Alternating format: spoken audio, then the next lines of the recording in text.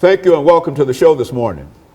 The topic this morning is the Federal Republic of Nigeria at 50. And of course, we're indicating that this is the 51st celebration of the Federal Republic of Nigeria. And we're also fortunate to have with us the ambassador to the United States from Nigeria, Dr. Adefuye.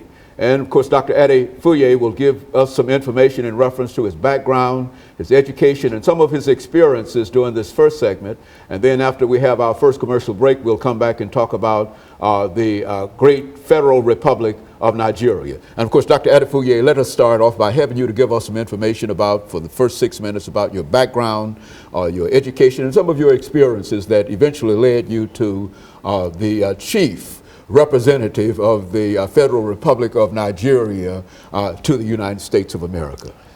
Well, thank you very much for having me. And let me say how pleased I am to be here, to be in Nashville. It's been a very quite stimulating experience. And talking about myself is something one finds a bit hard to do because one was brought up as a Christian and one has to acquire those virtues, demonstrate those virtues of humility. But one has a lot of reason to be grateful to God. Mm-hmm. I often describe myself as an academic diplomat. Mm-hmm. My children met me as a university lecturer, and now they seen their dad transformed to becoming a diplomat. Mm-hmm. I started life as an academic. I haven't gone to the University of Ibadan, Harvard. Mm-hmm. I got a BA degree in history, and I went on to Uganda and also to the UK to do a PhD on aspects of colonial history of Uganda, which is the way the British related to the Ugandan people. And finishing that, I came back to the University of Lagos and worked as a lecturer and climbed all the steps from lecturer 2 to lecturer 1 to senior lecturer to associate professor and then professor and head of department. All this was between 1973 to 1987. And then I became professor and head of history department. Then, because my area of interest, academic interest, was on diplomacy and international relations between Uganda and the British, and then I started to take interest in relations between Nigeria and many other countries, I was always commenting on diplomatic issues and international relations issues as they affect Nigeria. I think that was what made the federal government to decide to ask me to be part of a group of lecturers who were training new diplomats in areas of diplomatic history, international relations, international economics, inter-Africa relations. And I was part of those who are training newly recruited diplomats at a place we call the Foreign Service Academy in Lagos. I did that for 2 years, 1 year every 1 month every year for 2. And the third year, after finishing the third year, I was asked to kind of put in practice what I've been preaching, to become ambassador to, we call it High Commissioner, to Jamaica in the West Indies. But then we concurrent accreditation to Belize and Haiti. It was a very good experience because being in Jamaica and seeing people of African descent in the West Indies, I thought it was necessary to use my experience as a historian to reconnect them to their homeland. And that's what I did most of that time. And it was very, very good experience for 4 good years. I was very well received by people of Jamaica and I enjoyed it. I think the kind of quality performance I did there influenced the government to send me to the United Kingdom as Deputy High Commissioner in charge of Nigeria's relations with many countries, many international organizations, the UN, the Commonwealth, and the European Union. And I did that for about, for 2 years. And then, before then, I then applied to the Commonwealth. Commonwealth is a group of former British colonies who grouped themselves together to extend mutual cooperation to each other. First, I was Deputy Director of Strategic Planning, and then I was later on appointed head of the Africa program for the Commonwealth. I think I was in the Commonwealth for about a total of 12 years, and 6 of which I served as Special Advisor to the Secretary General and head of the Africa program. From then, I came to ECOWAS for 2 years, as ECOWAS is Nigeria's equivalent of your OAS here, and then it's a regional organization. From then, I served 2 years as as advisor to the president on democracy and good governance. Very good. And of course, Dr. Adefuye, let's take this first commercial break, and then we'll get back and we'll pick up at that same point. Yeah. And we'll be back with our audience following this very, very short commercial break.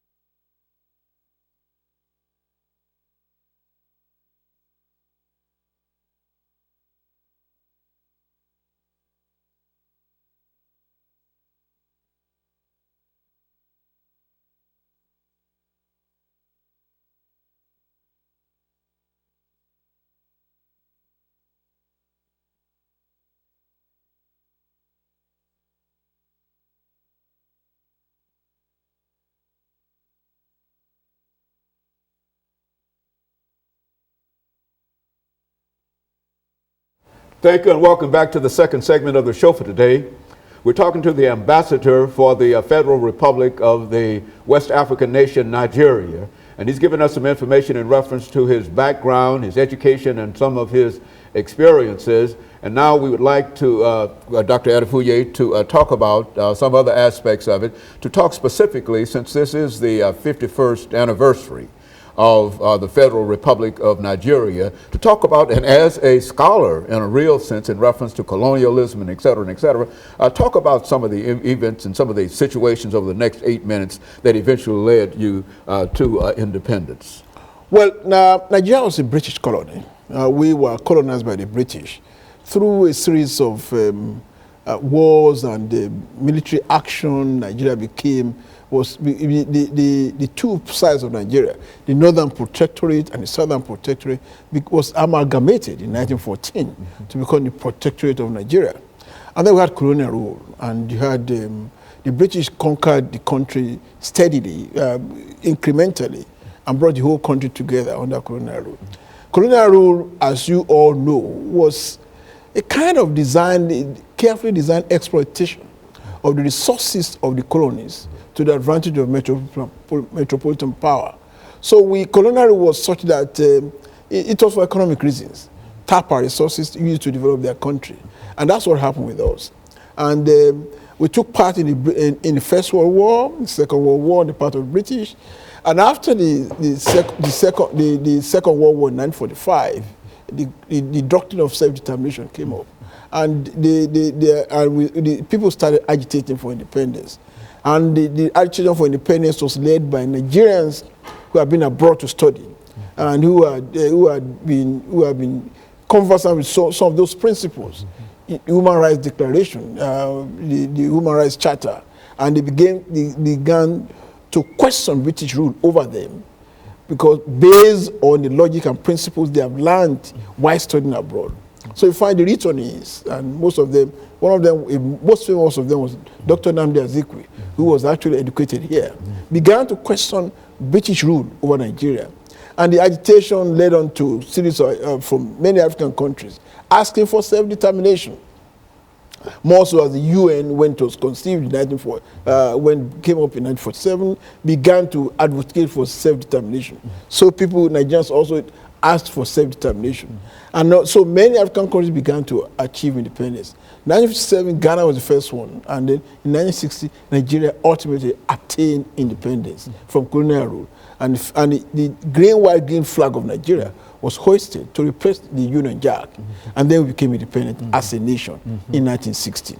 So we became independent in 1960, and we operated a British system of government, Westminster model, parliamentary democracy. And we went through quite a lot in the country. We went through the first set of our first set of post-independence rulers merely stepped into shoes of the British. And even though they meant well, but the effects of the British system was still very much around. And so we had a lot of, the federal structure was not properly arranged. And so we had a foreign policy that, for instance, that spoke of non-alignment, but was really pro-Western. And then, of course, our first set of politicians saw themselves as succeeded imperialists. And so administration was done in the best interest of the people. That led to agitation among the various political parties, leading to the first overthrow of the civilian government, and then a civil war, which we fought 1967 to 70. And then, by the end of the civil war, it was clear to everyone that Nigerians will have to live together as the same people. And so the civil war ended with General Yakubu Gowon, who became head of state, saying that no victor, no vanquish, that nobody will ever question the territorial integrity of Nigeria. And we were prepared to live together as one indivisible set of people. So since then, and a lot of things happened after this. But during the Civil War, one good thing was that oil was discovered in commercial quantity, and Nigeria became an oil-producing country. Right now, we're the fourth largest supplier of crude oil to the United States. So we became, and then there was agitation for a change of the constitution. Quite a number of people believe that the Westminster model was not quite suitable. And that was why we had a military coup, we had constitutional problems and all that. And then we decided to adopt the American-type Republican Constitution. And so that's what we are currently practicing right now. And so we have a Republican-type Constitution with a presidential system, governors in states, president in the center, and that's what we've been. I mean, that's not been without. I mean, that's what some of the political scientists, some of us say that it's not the system of government that matters; it's the way it is administered. In spite of the change from the Westminster model to the Republican system, from British system to the American system, we still had military coup d'etats. We have had so many military coup d'etats, many military takeover of government. Like we had, there was one in 75, there was one in 79, there was one in 83. But right now, people are tired of military rule. Since the collapse of the Berlin Wall and the end of communism, and the wave of democracy all over the world, people are now beginning to question the rationale for military rule. So we've got to a system whereby democracy as a system of government has become established in the country. And we may have our problems, but we will not allow any set of soldiers to come and take over and take over anymore. And so democracy has come to stay. We are trying to perfect the American system to adopt it to our own peculiar situation and make good of it. And so we now have a Republican-type constitution in Nigeria, and with bicameral legislature, the Senate, at the federal level, the Senate and the House of Representatives, Congress just as here, and we have a presidential system of government, a president and a vice president, and the governors in 36 states with the federal capital territory. So we have a system similar to that of yours. But there are still problems, there are still challenges in the way it is administered. So that's where we are right now. And of course, I think we're getting ready for our first commercial break. And when we come back, Doctor, let's see if we can have you to talk about your mission to the United States of America, because serving 150 million people, you see, in the largest state on the continent of Africa, it simply means that Nigeria is somebody in a real sense, in spite of all of the problems and et cetera. And you were sent here in a real sense to represent that. And so we're going to give you about 10 minutes during this last segment to talk about what you might consider to be your mission here in the United States of America, and how you found the response in reference to some of the things that you're talking about. And that will be this first segment, and then we'll have that second show and deal with some other aspects of it. But that's what we want you to talk about. Thank you. When this next segment starts within the next 15 or 20 seconds, and then we'll be able to pick up at that particular point. And we'll be back with our audience following this very, very short commercial break.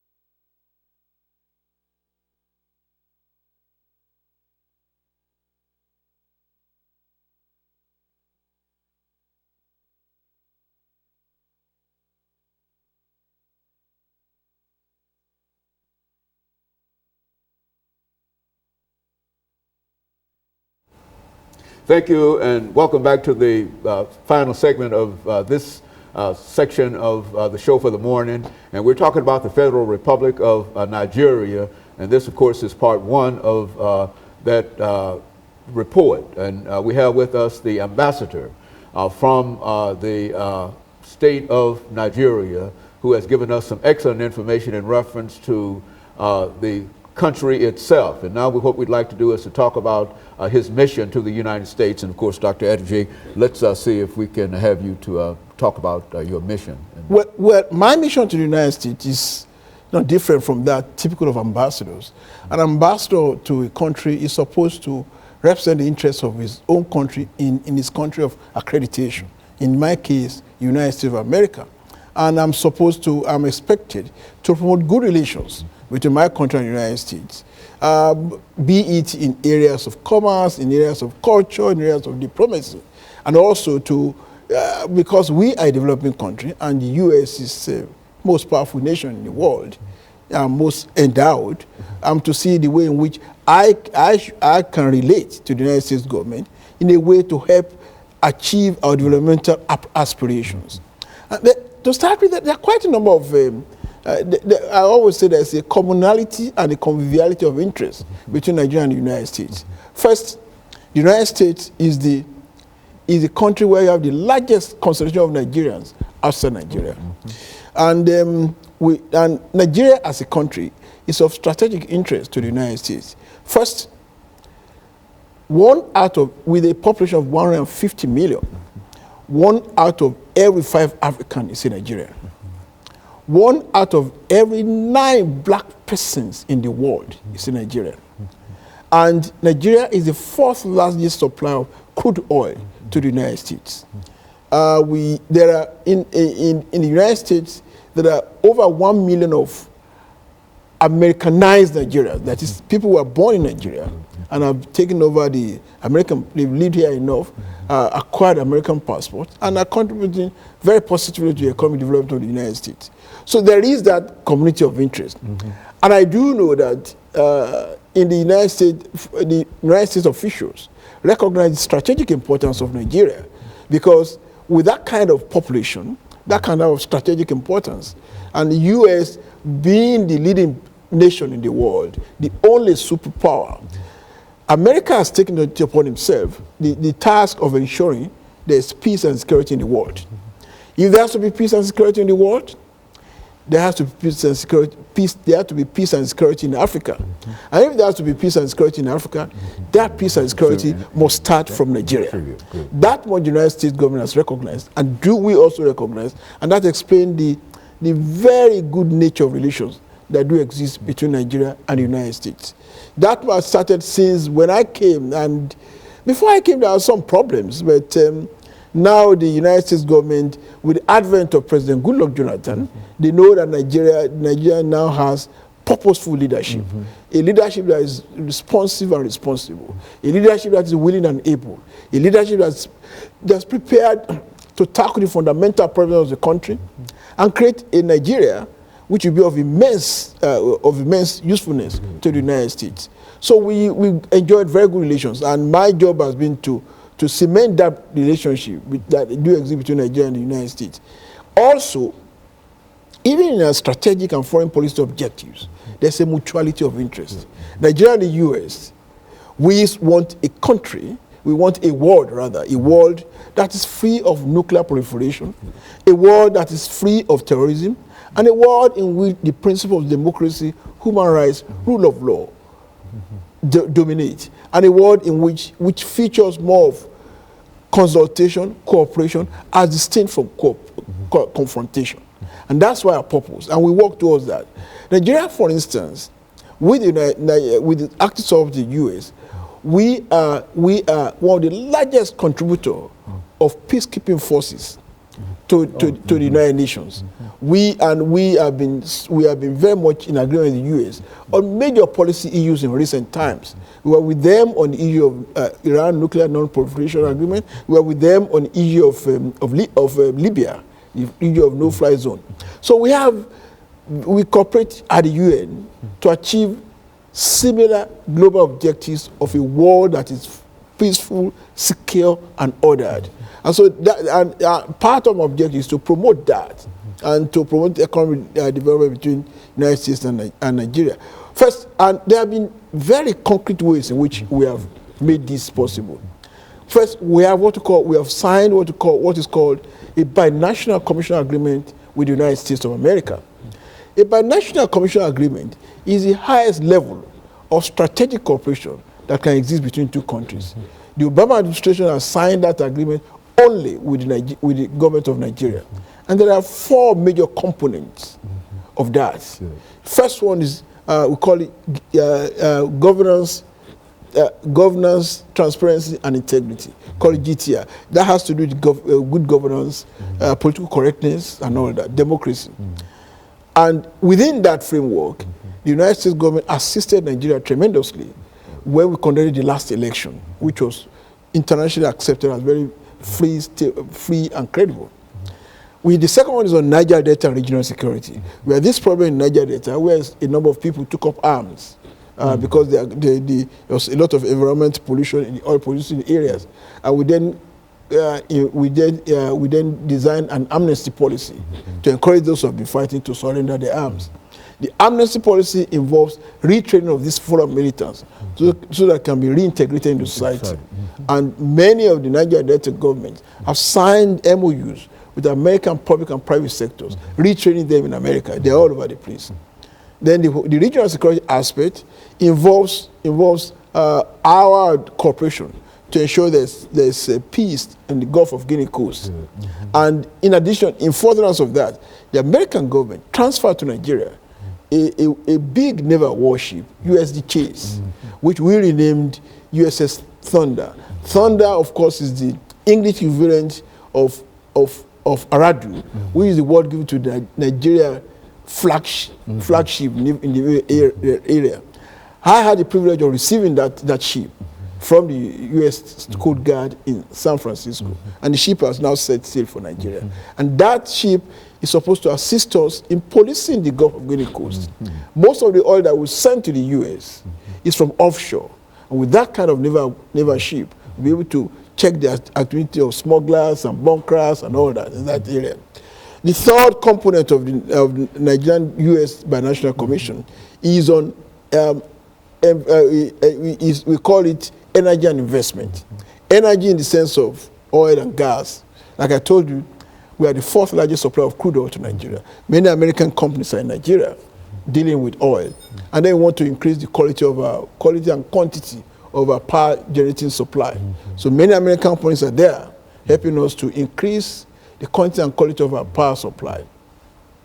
And the fourth one is on agriculture and food security. Agriculture, it involves increasing the quantity of our food production and also mechanizing and commercializing agriculture. On those 4 areas, we have a meeting. And that takes me to Nigeria back and forth. And then and it involves a steady team of officials from Nigeria to the US. Sometimes we meet in Washington, sometimes we meet in Abuja. That agreement is due for a review, sometimes in January next year. And we want to extend its perimeters to bring in more issues where we discuss it. So we have a focus and a formal format for cooperation among us. And those are the more major areas in which cooperate. And those 4 components contribute to the realization of our national developmental objectives. And the U.S. being there for us is quite a good thing. And my government is very grateful to the United States government for their cooperation to us. Very good. With us in that area. And of course, Dr. Adefuye, you know that this is the end of that first show that we're going to do here, and after which we'll come back and we'll talk about some other issues that we've already outlined for you. But we want to, for the benefit of our audience and for the benefit of those who will see this first show, we want to thank you for coming by and giving us that information. And then we'll come back again with another show. And of course, we'll be back with our audience following this very, very short commercial break.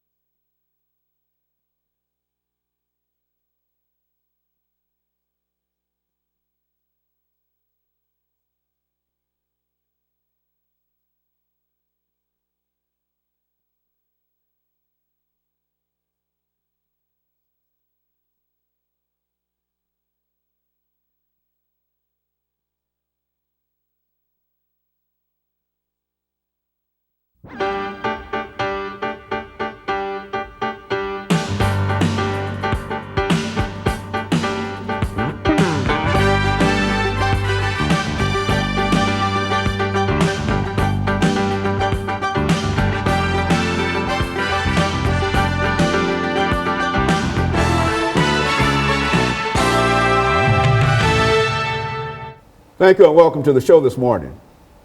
The topic this morning is the Federal Republic of Nigeria at 51 years of age. And of course we have with us to talk about the Federal Republic of Nigeria, Dr. Adefuye. And of course, Dr. Adefuye, let me apologize for that mix-up there. But this is our second segment, second show that we're doing with you, Dr. Adefuye.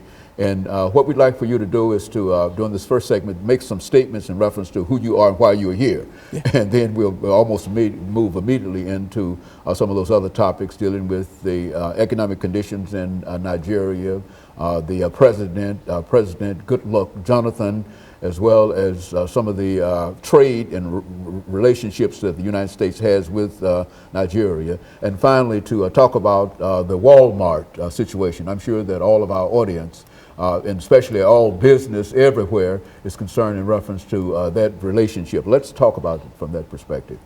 Well, my name is Adefuye, Ambassador of Federal Republic of Nigeria to the United States of America. I started life as an academic and was professor and head of history department, University of Lagos, before I was asked to be ambassador of High Commissioner for Nigeria to Jamaica with concurrent accreditation to Belize and Haiti. From there, I was moved to London as Deputy High Commissioner in charge of international organizations. And from there, I went to the Commonwealth Secretariat, first as Assistant Director of Strategic Planning, and later on Director of the Africa Program for the Commonwealth Secretariat. I did there for some 6 years before I became advisor to ECOWAS. ECOWAS, the equivalent our own OAS. And from serving in ECOWAS for 2 years, I was then appointed to be ambassador of Nigeria to the United States of America. This is where I am. And I'm in Nashville to see the Nigerian community. As I do going to all the big cities where there's a sizable element of Nigerians in the U.S. Why don't you make some statements about the Nigerian community in Nashville? You've had an opportunity to observe and deal with that. I've been to the mayor. I saw the lieutenant governor yesterday. I was present at the personal parade for the police here yesterday. And I'm quite impressed with the way the Nigerian community have been absorbed, the way they have been received, the way they have been assisted, the way they have been cooperating with the people in the city. I was just coming from Fisk University, and the students told me how much they're enjoying the place, how much the authorities have been very cooperative, and giving them the conducive environment to study. And they were all very happy with the reception being accorded to them. That is my job, makes me very happy. So I'm thanking the authorities of Nashville for doing that. Of course, I've enjoyed so many other things. I like the Gayland Hotel. It's first class. And I've been to quite a number of places which I like. So it's a beautiful city, and much more important to me, it's been very friendly to Nigerians. And Dr. Madu, the way it's been received everywhere, gives me joy. So I really enjoyed coming to Nashville. Of course, I'll be back again, if only to meet Gaylord. You know, one of the things about your nation is that people would like to know more about the president, of your president, and so why don't you give us some information in reference to your president and people that are important in terms of the government that you represent. See, we don't know that much about the presidency as well as other things in reference to Nigeria. Dr. Goodluck Jonathan, our current president, is generally believed to be the best president Nigeria would ever have. Maybe I'm biased because I'm an academic. This guy has a PhD in biology, and by combination of circumstances and fate, he seems to have been the best groomed person to be president of Nigeria. He, from the university, became deputy governor of the state, and because the governor was removed, he became governor. From governor, he was nominated to be vice president, and when the president died, he stepped into the shoes of the president. This is a man who kind of went through the mill, observed all the problems, and because of his academic background, he's able to design the appropriate solutions to the government. We are very, very hopeful that under him, Nigeria will get closer to building a Nigeria of our dream. He's focused, responsible, responsive, and what is more important, he was able to organize the first credible, locally accepted, internationally accepted elections. And when he finished that, after the elections, he came up with a transformation agenda. And that transformation agenda is designed to take Nigeria to the next level, and designed to make us take our place as one of the 20 leading nations by the year 2020. And he has appointed, what's more important? Let's stop it for this first commercial break, Okay. Doctor. And of course, we'll be back with our audience following this very, very short commercial break.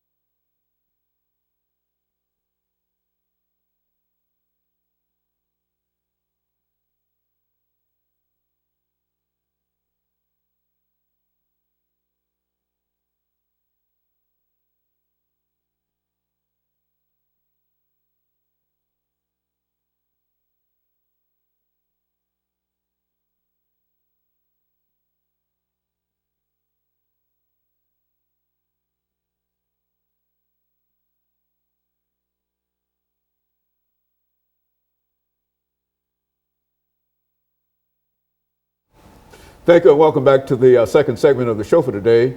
We're talking to the ambassador to the United States from the great state of Nigeria.